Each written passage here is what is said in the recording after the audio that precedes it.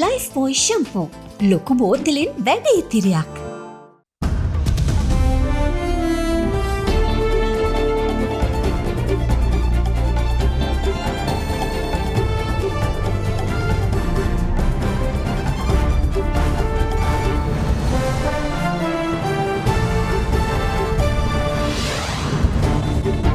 Tonight, a few more. 6 more cabinet ministers took oaths today as the latest cabinet meeting holds many hopes for setting the ball rolling on debt restructuring. Over the horizon, the central bank governor says he expects Sri Lanka to contract by historic levels and warns of a major impact. No one can bring down the inflation below 30-40% in next 6 months. Especially low-income people, poor people will be difficult to live out of their incomes unless government can provide some support. Watch yourselves. The Tourism Authority calls on the people to help tourist numbers by avoiding violence. This is something that is within the control of our community. So that is why I'm appealing for the people to be more restrained, not to be violent in their demand for political stability.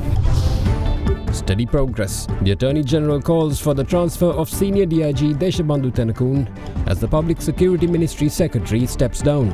All this and much more coming up tonight on First at 9, this Monday, the 23rd of May, 2022. ඉකුරු කරද මුංගු තුල්සි සහ කුරුඳු වලේ අහකුණෙන් ලාओची ginger plus. From AdaDerana, this is AdaDerana First at 9. Live from Studio 24 in Colombo. Good evening. You're watching First at 9 with me, David Ebert. Now, more cabinet ministers were appointed by the President today to several key portfolios.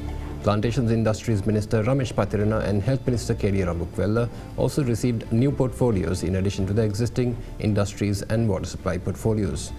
Meanwhile, the cabinet is currently meeting for the first time today with several key decisions pending, especially on the appointment of legal and financial advisors to lead the country's debt restructuring talks. More cabinet ministers were sworn in before President Gotabaya Rajapaksa this morning. Accordingly, Bandula Gunawardena took oaths as the Minister of Mass Media, Transport and Highways. Mahinda Amaravira was appointed as the Minister of Agriculture, Forest Resources and Wildlife, while the cabinet portfolio of Irrigation, Sports and Youth was assigned to Roshan Wanasinghe. Vidura Vikramanayaka meanwhile was made the cabinet minister for Buddha Sasana, Religious and Cultural Affairs. Ahmad Nasir Zainul Abdin was sworn in as Minister of Environment, while Douglas Devananda, who previously served as the Minister of Fisheries, once again received the same portfolio. Meanwhile, in addition to already holding the Health Ministry, Minister K.D. Rambukwella was also given the portfolio of water supply as well. Further, Dr. Ramesh Patirana, who was sworn in as the Minister of Plantation Industries, took oaths today as the Minister for Industries. With these appointments, the cabinet now comprises of 90 members without the President and the Prime Minister. Political sources suggest that the new cabinet will be limited to only 25 members. Previously, Prime Minister Ranil Wickremesinghe said that no salaries will be paid to cabinet members and also pledged to reduce their privileges as well. Meanwhile, the portfolio of finance still remains empty. Following the appointments, several parliamentarians who have already taken oaths assumed duties today.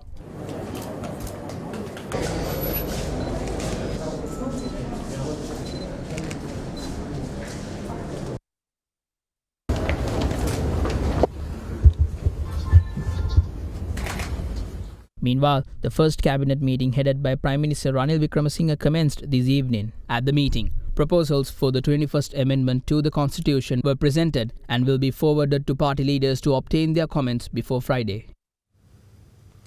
Now, another petrol shipment of around 40,000 metric tons arrived in Colombo today under the Indian line of credit. Furthermore, fuel shipments are expected to arrive in the next few days.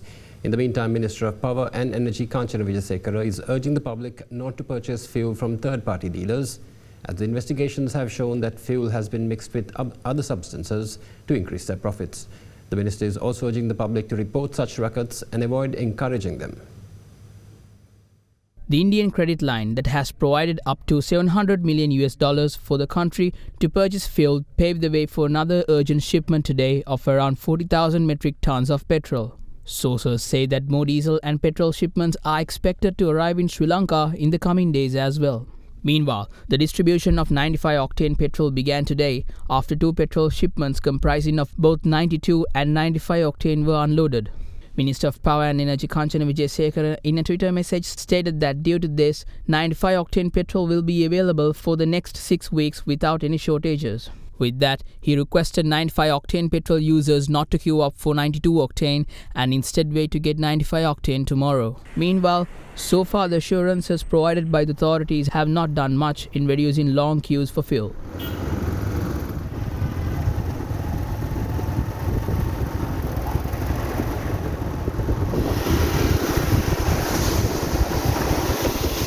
Further, tense situations continue to be reported at fuel queues in several areas as well. However, the Petroleum Dealers Association has a different take on why fuel queues continue to exist. අපි දැනටත් ඇනවුම් කරන්නේ අපේ සතියක වෙළඳාම. නමුත් දැන් සතියක වෙළඳාම නෙවෙයි ඊට වඩා ඇනවුම් කළත් ඒ ප්‍රමාණයත් මදි වෙච්ච අවස්ථාවක් තමයි තියෙන්නේ. බෙදුම්කරුවන් වෙත ඉන්ධන ලබා දීමේදී ඉන්ධන ලැබෙන්නේ ලීටර් 6600ක ප්‍රමාණයක්. අපි සංඛ්‍යාත්මකව බැලුවොත් පෙට්‍රල් වාහන 200කට හෝ 250කට තමයි මේ ප්‍රමාණය අපි සීමා සහිතව නිකුත් කිරීමෙනුත් සිද්ධ කරන්න පුළුවන්. ඊට අමතරව ඩීසල් 6600ක් ගත්තොත් විශේෂයෙන් බස් වලට එහෙම අවම වශයෙන් ඩීසල් ලීටර් 100ත් 125ත් අතර ප්‍රමාණයක් වදිනවා. ඒ ප්‍රමාණය අනුව සංඛ්‍යාත්මකව බැලුවොත් ලීටර් 6600 ලබා දෙන්න පුළුවන් බස් රථ හෝ ලොරි රථ 66කට පමණයි. පොලිමේ ඉන්නවා ඊට වඩා 3 ගුණයක් විතර. ඊට අමතරව සමහර අය පුරුදු වෙලා තියෙනවා මේ තෙල් නැති වෙයි කියන බය මත පිරවුම්හල් ආසන්නයේදී මේ ප්‍රමාණය ඇදලා වාජන වලට අරගෙන නැවත ඒ බයිසිකලය හෝ ත්‍රී වීලර් රථය පොලිමට යොමු කරනවා. ඉතින් ඒ තත්ත්වය මත තමයි මේ ගොඩක්ම මේ පෝලිං වල වැඩිවීමක් දක්නට ලැබෙන්නේ. එක තොගයක් ලැබුණම ඒ දවසේ වරුවක් ඇතුළත ඒ තොගේ ඉවර වෙනවා. වෙනදා අපි ඒ තොගේ දවස් 3ක් විකුණනවා. ඒක නිසා අපි ඉල්ලා සිටිනවා එහෙම නැතුව Tamanට අවශ්‍ය ප්‍රමාණය අරගෙන මේ පෝලිං අඩු කරගෙන මේ ඉන්ධන ලබා දෙන එක දිගටම පවත්වාගෙන යාමට ඒ අවස්ථාව අපිට ලබා දෙන්න ලෙස අපි කාර්නිකව ඉල්ලා සිටිනවා. Meanwhile, the non-availability of fuel and mega fuel queues at refueling stations have led some people to look towards buying fuel from third parties at black market prices. In response to this, Minister of Power and Energy Kanchana Wijesekara is urging public today to avoid this and warned that investigations have shown that individuals engaged in such practices have resorted to mixing other substances with fuel to ensure higher profits. The minister also called on the public to report such rackets and not encourage them any further.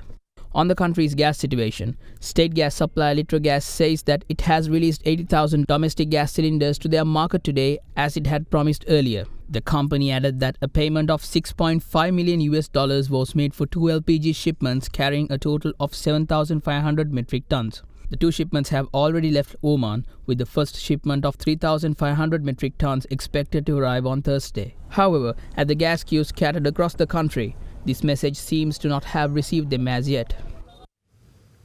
Now, the Attorney General has directed the IGP to transfer senior DIG in charge of the Western Province, Deshabandhu Tennakoon, to prevent any undue influence into the investigations with regard to the May 9th assaults.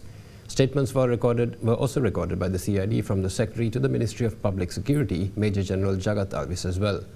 However, this evening, Major General Alvis stepped down from his post and has reportedly tendered his resignation to the President.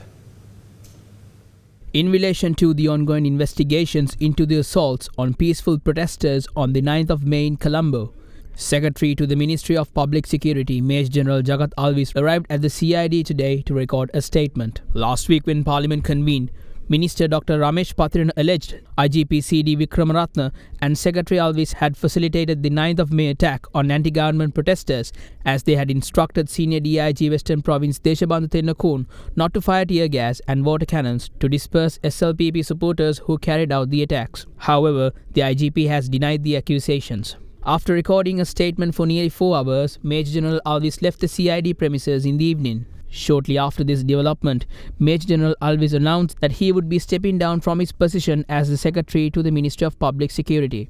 His letter of resignation has reportedly been tendered to President Gotabaya Rajapaksa. Meanwhile today, the Attorney General has instructed IGP Vikramaratne to transfer Senior DIG in charge of Western Province Deshabandhu Tennakoon. The instructions were issued by the AG to prevent any undue interventions in the investigations into the incidents of violence that occurred on 9th of May. In the meantime, investigations have been launched by the CID with regard to the incidents that took place near the Beira Lake, including assaults and attacking and burning buses. It was reported that the collection of evidence has hit a snag. Most of those subjected to the assault were not residents of Colombo. In more developments, some of the protesters who lodged complaints at the Fort Police Station pertaining to the May 9 assaults were summoned to the CID today. Further, the Trade Union Coordination Centre also arrived at the CID to record statements over the complaints lodged by them with regard to the assaults. Now, Central Bank Governor Dr. Nandalal Veerasinghe says that Sri Lanka's economy can be stabilized in 12 months, but only if the country manages to get the right pieces in position, such as getting its debt restructuring process in gear within the next 6 months. Speaking at the press club this evening, Veerasinghe also warned that Sri Lanka faces historic contraction this year, which he says would affect the poorest the most unless the government can provide financial relief. Speaking at the press club this evening, Central Bank Governor Dr. Nandalal Veerasinghe says that he expects Sri Lanka's economy to experience its harshest contraction in history this year. So when you have this kind of restrictions, when we don't have freedom to import whatever we want to import for normal economic activities other than essentials, then minimum kind of economic activities will be happening in this country next 3 to 6 months, which means economy will be contracting. There's no other choice. No one can expect, and we are facing a balance of payment crisis, this kind of crisis, an economy to grow compared to last year, that's not a realistic expectation. This is why I think in our expectations, economy will be contracting at the highest rate this year compared to any other years that we have experienced in the history. It will be a sharpest contraction in terms of economic growth this year as a result of this kind of shortages. He also added that although difficulties are being faced by industrialists in sourcing raw materials, the government's top priority at present is to ensure that essential supplies can be made available to the people. This is where a lot of people are asking the question and coming to Central Bank asking, here we have industry, we don't have raw materials, we can't operate. Can you please help us? We are not in a position because right now the priority for us is to at least provide essential items for at least people to have their day-to-day minimum activities or minimum at least transport, fuel, all these things. That's a priority. Once we provide that facility, if there's anything else, then we obviously try to support other activities. That is that. So this is where the government and the central bank, now we have been approaching several other possible sources to attract or get some bridging financing for next, say, at least to manage the situation comfortably, at least in 2-3 months. Then hopefully we have IMF program. After that, situation will be easy. So this is a challenging period. If we are able to get some more financing in next couple of weeks, probably we can continue that supply, at least essential supplies at a sufficient level. Further speaking on when he believes Sri Lanka's economy may see some signs of stabilizing, Dr. Veerasinghe stated that it all depends on whether the country can get some of its pieces in the right places in the next 6 months. And then next challenge is to whether can we get the economy back on track. The normal circumstances, that won't happen in this year. That will happen only from at least from next year. Probably in my expectation, if we are able to complete what we are planning to do now, one is the important one, IMF negotiations, and second one is debt restructuring. If we can complete these two processes within about 6 to 7 months, I think economy can be stabilized in 12 months' time. Back to, I'm not telling you that all prices will be coming down. Economy will be stabilized at a different level. Still, you will see inflation maybe 30-40%. That will continue. That is where other social issues, like when inflation is running at 30-40%, that's already happened. No one can bring down the inflation below 30-40% in next 6 months. As central bank, I cannot give that assurance because that has already happened. Because of the one-off increases in some of the prices also will have to be adjusted.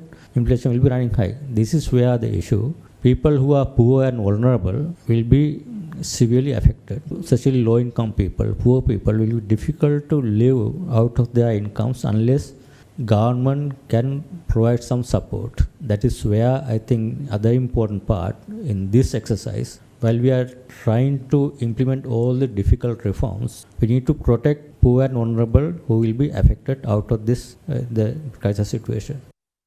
And we'll be back with more stories right after this short break. Do stay with us.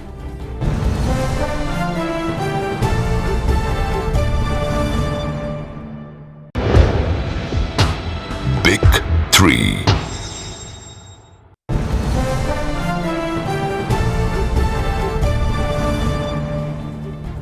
Welcome back. Now, Prime Minister Ranil Wickremesinghe has met with officials involved in the country's agricultural sector to plan out how Sri Lanka can overcome the effects of a global food crisis. The Prime Minister also met with representatives of the Chambers of Commerce, along with Treasury officials and economic advisors today to discuss future budgets and economic plans. With the world expected to face a global food crisis soon, a discussion on food security in Sri Lanka was held under the patronage of Prime Minister Ranil Wickremesinghe at the Prime Minister's office today. Top officials of all relevant institutions were present. The issue of fertilizer, seeds and fuel was discussed at length, and the Prime Minister gave instructions on short-term and long-term measures to be taken. At the meeting, officials had told the Prime Minister that at present, the country's rice stocks will only be sufficient until the middle of September. The Prime Minister pointed out that a well-planned cultivation program based on scientific facts was the need of the moment. Meanwhile, the Prime Minister also met with representatives of the Chambers of Commerce, along with Treasury officials and economic advisors today to discuss future budgets and economic plans. The Prime Minister pointed out that a new budget needs to be presented that could greatly reduce capital expenditure. He explained that the budget funds would be needed to be used for welfare programs. The Prime Minister also said that the government was trying its level best to minimize the impact of any possible food shortages. Now, Sri Lanka's public protests were at the outset a shining example across the world for the peace and unity displayed by the thousands of everyday Sri Lankans who took to the streets months ago.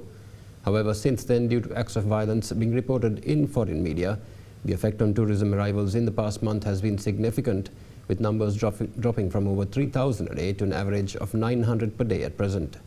The Sri Lanka Tourism Development Authority is now calling on protesters to avoid involvement in acts of violence and help the industry attract more tourists.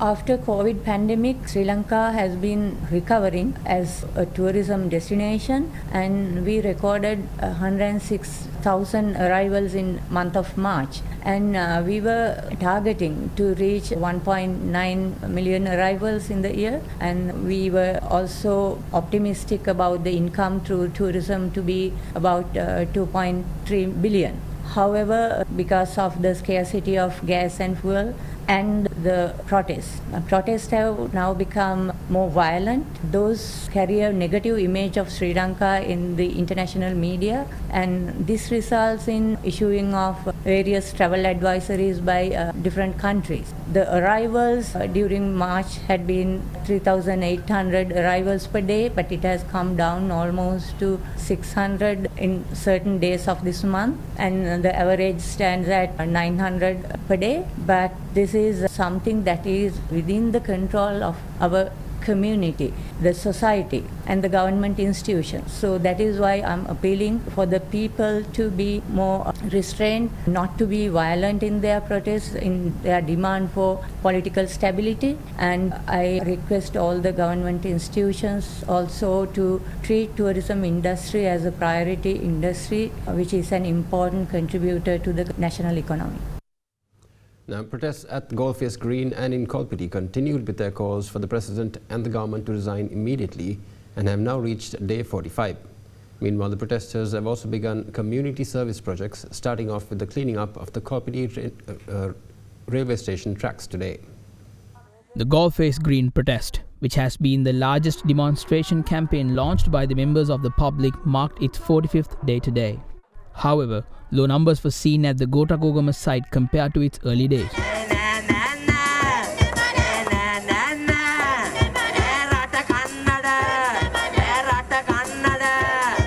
Last night at the site, several cultural performances were held to entertain the protesters.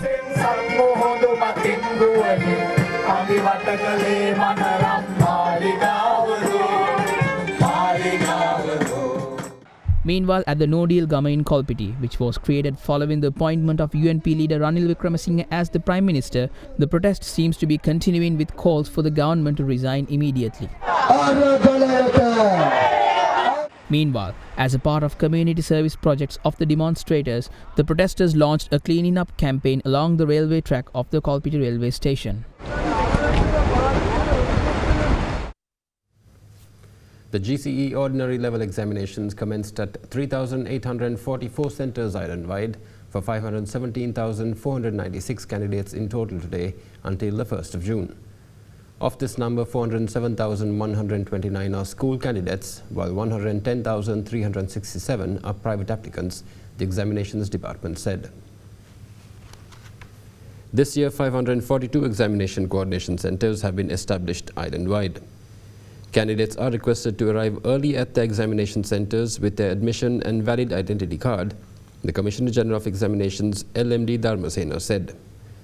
The Department of Examinations also requested the public to provide the necessary facilities such as fuel to the officers on duty, especially those who are engaged in examination duties, as a matter of priority. The government had also requested all parties to give priority to the vehicles used by the examination candidates. Commenting on the security situation at examination centres, police media spokesman SSP Nihal Taldu explained that a police sergeant and 2 police constables have been posted at each centre to ensure the safety of the students. Aruni Vijayawardena assumed duties as the new secretary to the Ministry of Foreign Affairs today. Vijayawardena was appointed as Foreign Secretary with effect from the 20th of May. A member of the Sri Lanka Foreign Service, Foreign Secretary Vijayawardena counts 34 years in the service and has held many positions in the Ministry of Foreign Affairs, at Sri Lankan missions overseas and in international organizations. She also served as the ambassador of Sri Lanka to Austria and as the permanent representative to UN organizations in Vienna. On secondment from the Foreign Ministry, Vijayawardena also served as the director of the Secretariat of the policy-making organs of the International Atomic Energy Agency in Vienna. The Colombo Magistrates Court has extended the foreign travel ban imposed on former Central Bank Governor Ajit Niwat Kambral until the 25th of July. This was announced after the case was taken up before the Colombo Additional Magistrate Harshana Kakanovala today. Former Governor Cabral was not present in court when the complaint was called. However, he was represented by President's Counsel Shavindra Fernando. The President's Counsel informed court that his client had been served summons and that he would appear in court on the next hearing day. The magistrate then ordered the case to be taken up on the 25th of July and extended the travel ban to the same day. Further, the plaintiff's lawyers also requested the court to ensure that a list of all parties who purchased Sri Lankan international sovereign bonds on the 18th of January this year is presented. The court granted the request and directed the central bank to submit the list to court on this day.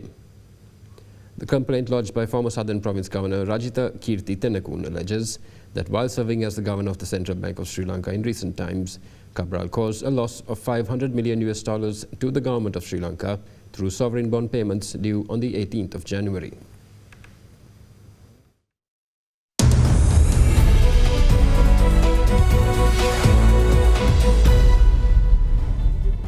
Welcome back. Now, Colombo shares recorded a gain today as the all-share price index rose up by 2.53% to end at 8,474.49 points.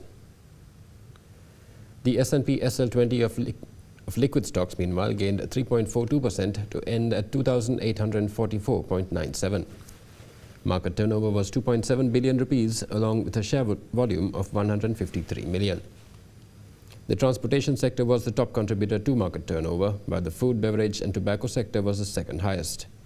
Foreign purchases amounted to 42 million rupees. Foreign sales, meanwhile, stood at 68 million rupees.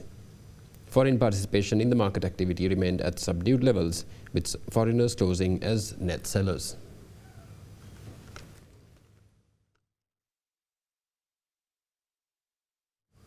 Inflation, as measured by the National Consumer Price Index on a year-on-year basis, is 33.8% in April 2022, according to the Department of Census and Statistics. Meanwhile, year-on-year headline inflation increased to 21.5% in March 2022 from 17.5% in February. The overall rate of inflation, as measured by the National Consumer Price Index on a year-on-year basis, is 33.8% in April 2022, according to the latest data from the Department of Census and Statistics. Meanwhile, NCPI-based year-on-year headline inflation increased to 21.5% in March 2022 from 17.5% in February 2022 due to increases of prices of items in both food and non-food categories. Further, the National Consumer Price Index for all items for the month of April 2022 is 190.3, recording an increase of 17.6 index points or 10.2% as its monthly change. This increase represents an increase in expenditure value of the market basket to 5,672 rupees and 59 cents. The month-on-month change in the NCPI was contributed to by increases in food items by 6.03% and non-food items by 4.19%. In addition, year-on-year inflation in the food group was recorded at 45.1% in April, in comparison to 29.5% in March. Further, year-on-year inflation in the non-food group increased to 23.9% in April from 14.5% in March. And that's all the news we have for you tonight. We hope you join us again tomorrow at the same time. Good night.